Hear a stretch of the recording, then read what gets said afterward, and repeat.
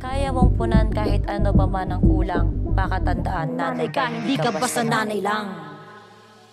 Naglabas ng behind the scene ng actress-vlogger na si Tony Fowler tungkol sa pinakabago niyang awitin ngayon na may titulong Sus. Ayon kay Tony, ang Sus ay ang short term ng salitang sustento dahil patungkol sa mga single mom ang tema ng kanyang bagong awitin ngayon.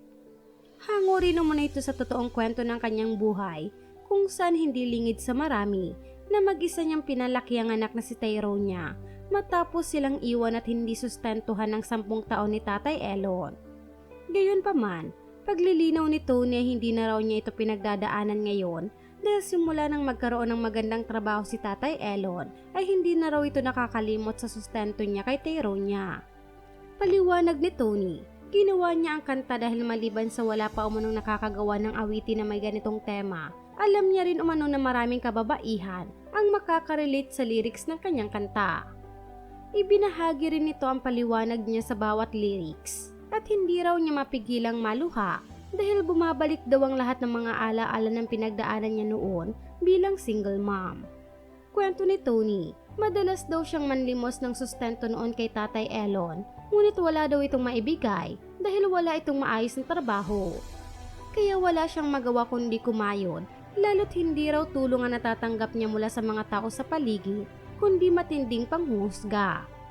Unfair nga raw ang mundo dahil may kitang normal sa ibang tao na makitang naglalasing at nag-e-enjoy ang mga lalaki, samantalang kaagad na nahuhusgahan ng mga nanay na ang gusto lang ay maglibang at huminga mula sa walang pahingang responsibilidad bilang nanay. Naibahagi rin ni Tony ang rason kung bakit ipinapakita niya na ina-under niya ang boyfriend ngayon na si Tito Vince at ito raw ay dahil sa mga pinagdaanan niya na hindi na umano niya hahayaang maulit pa.